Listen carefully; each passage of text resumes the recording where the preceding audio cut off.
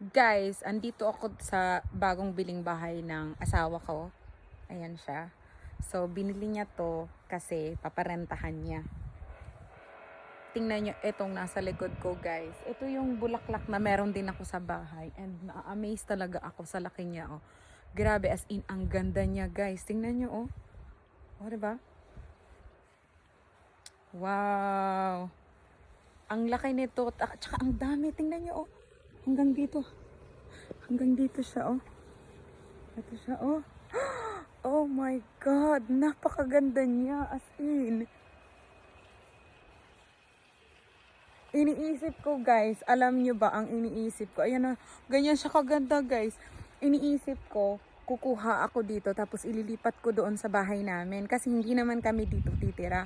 Kundi, ipaparentahan niya ito. Ayan, oh. Napakalaki, guys, at napakaganda ng mga bulaklak, guys. Oh, tingnan niyo talaga naman. As in, ayan, oh. Wow. Sobrang laki niya, oh. Wow. So, ayan lang, guys, na-share ko lang. Na-amaze talaga ako. Thanks for watching. Bye. Wow. Ganito siya kaganda. Oh my God. Ay, napakaganda naman ito. Tapos ang haba niya. Ang laki. Ang dami. Na-amaze naman ako dito. Uy. Ayan siya, oh.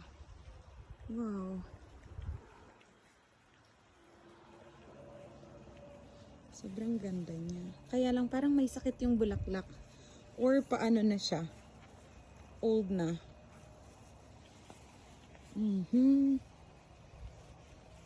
Ganito yung parang perfect na bulaklak na walang sakit. Ayan.